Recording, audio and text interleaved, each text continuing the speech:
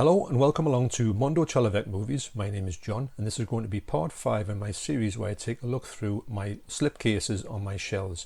This is going to be the second part in the 4K titles which stand out to me, and then I'll go back to my regular ones, and at the end of it I'll be doing this huge standoff battle for the number one slipcase in my collection. Okay, so let's get into this.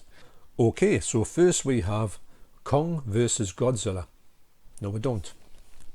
So first up we have Kong Skull Island. This has a lovely use of colours and it's a colourful film itself. It's got a great picture to have on the cover of the film.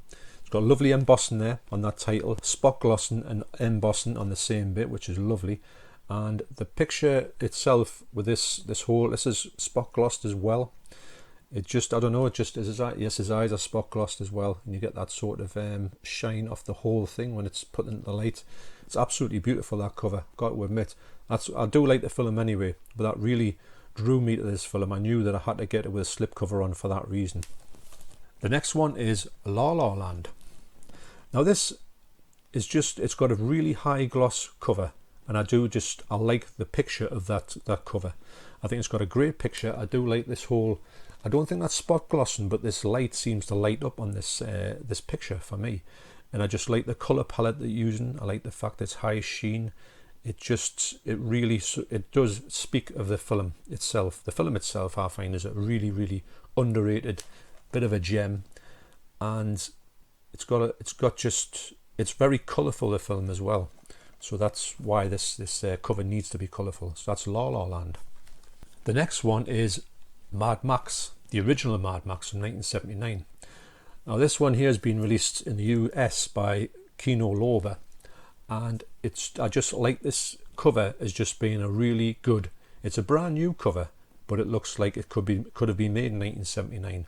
I like the fact that it tells you exactly what it's about, and if you don't know anything about Mad Max, from this picture you'll get everything it's about.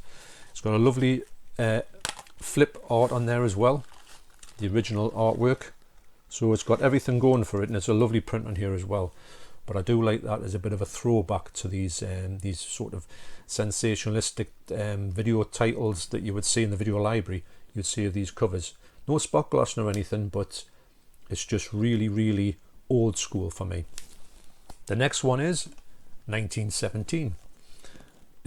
I think this picture here is a very striking picture, because obviously the film is about this young lad and his involvement in this particular, I'm going to say it's in the war, obviously the Great War, but they're on this sort of maneuver where they've got to do this detail.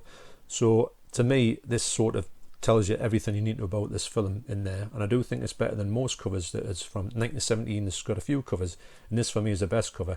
It's got some lovely spot glossing on the 1917, and it just sort of, I don't know, it needs to be a sort of standout picture for a war film. I think war films more than anything else need to be really not in your face, but they have to be memorable. That's it. But yes, that's 1917. This next one it's not so much the colours or anything about it, it's the fact it's one of them ones that you could think this was made way back in the day, and it's Once Upon a Time in Hollywood. This is like the film, like the sort of pictures that you used to get, or the posters you used to get for movies way back in the day. They used to be so busy. Yes, they had people's faces on it because they sold the film, but also it has a bit of everything going on in it. And I do think that, no, there's no spot glossing or anything, but I do think this is a lovely cover. And I think for this film to be made, set in 1969, it does have to have a look of a sort of 1969 movie. It's got to feel like it's from 1969. I think that really does sort of bring that, it had to have that retro look to it, but I really like that busy cover on there. The next one is Ready Player One. This is quite a surprisingly good film. It's got a mountain of throwbacks or callbacks to other films. You wouldn't believe how, I don't know how they've got the rights to get all the things that they've got in this film. For that reason, whoa. For that reason, this film's worth watching alone. But the film is quite a good film as well. The shining bit in here is really, really good. It's one of the standouts of the film. But there's loads of bits. You see Godzilla, you see King Kong, you see Mecha Godzilla, which is mad. And this one here, it's got this kind of raised. It's kind of like, it looks like it's like plastic or rubber actually, and it just stands out. And it's got that little bit of spot glossing on it. But the fact that it's just raised up, it just sets this thing off and makes this stand out a bit more. But I do like this film, and I do like the fact that this cover has just got that little air of business about it, plus that nice little detail there. Very nice. The next one is one of my favourite movies of all time, and it's got a lovely slipcover, which is great. I don't know if you can see that shining off my face there actually. And it is 1983's Scarface. Now this is called the gold edition, so it's got this lovely gold section at the side which shines, which when it catches the light, the gold when it catches the light is just absolutely amazing. Hope this all picks up on the camera for you. I do think that this is a great film for me. It's my favourite Brian De Palma film, and one of my favourite Al Pacino performances. In fact, it might be my favourite Al Pacino performance. The man who doesn't make bad performances for me, and you just got that good look about it. It's got the classic look of, it used to always be the white and the black picture on there, but it's like upgraded it to this gold edition thing. I just like the fact that it's just had a little play with the original cover.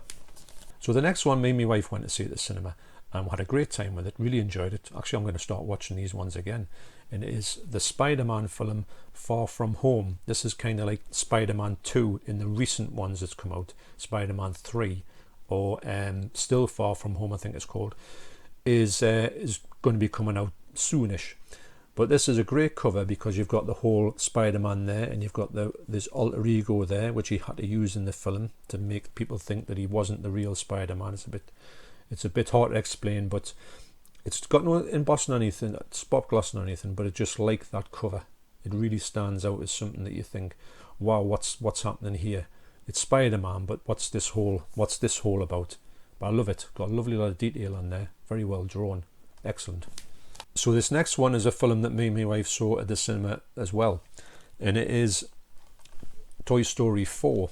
Now I could have picked all of the Toy Stories because they all look really good and they've got great covers, but this one here for me is the only one that sort of has the real cover that would have been at the cinemas. The other ones are kind of new versions of the talk. It's just got one person on it, but I like this one because it's got a bit more action on than the other ones. It's just got one character on. It's got some spot glossing and raised just on the Toy Story 4 there, which just makes it stand out that little bit. And it's got a lovely, well, the colours are not fantastic. The colour itself, actually it might be the best Toy Story way to look at film, for the most detailed one in the whole thing. I do want to watch these all in one go, one big sort of binge watch.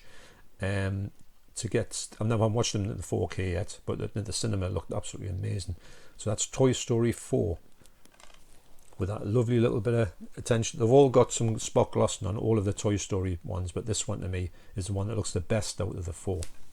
The next one is a Marvel 4K. I haven't got many of them actually, but this one here has just got this absolutely amazing cover on. It's got this gold sort of sheen to its high gloss. It's embossed actually. That's embossed there.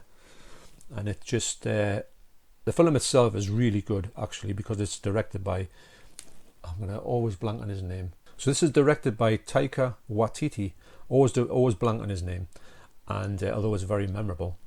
But it's a great film. It's very funny as well. It's got that quirky sort of humour that he's got, especially that he had in what is it again? Jojo Rabbit.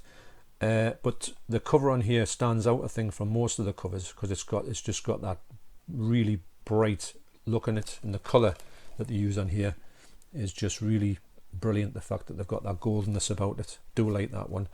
I think it stands out more than most of the Marvel slipcovers, in my opinion. The next one is the one that came when I ordered it. It didn't have a slipcover on, and it took me a while to track it down, and it is the film Us. Very simplistic cover, but I do remember just a lovely bit of spot glossing on there. I do remember seeing it, and the tear as well there. I didn't know anything about this film. I didn't know that Jordan Peele had made this film, and I didn't know he was the same bloke who done Get Out, because I don't think I'd watched Get Out when this one came out. I did watch Get Out and I did like it, you know, most of it. I thought the ending was a bit poor. But this one here, some people don't like it, but I think it's an absolutely brilliant film, and I think it's very clever, and I think it's a film you should watch. But that whole image and the person staring, when you know the film, when you've seen the film, when you realise what it's all about, you'll understand this a lot more than it looks like, because really when you look at it you think, what on earth can this be about? But it does sort of tell a story very well with just that striking image there. Brilliant. So the last one here before I get to my pick of the video is Valerian. Now I haven't watched this film. I've heard a lot of conflicting reports about it. I did flick it on to see what it looked like, and it looked absolutely stunning. I do sort of like the idea behind it, but it reckons it just misses it. I do want to watch it, and when you catch it in the light, it just looks absolutely amazing. Is it? No, it's not embossed. But I do really want to check the film out, but I have got sort of trepidation thinking that most people who have seen it do say, yeah, it's good, but it's not that good, if you know what I mean. It kind of misses the mark, because they could have done much more about it. And I think these two characters here, I've seen them in other films, are quite good. They were underused, unfortunately, but it's on my huge to watch list. But I am quite interested in seeing it. But I did think that this slipcover stood out a mile, which unfortunately, does the film stand out a mile? I don't know.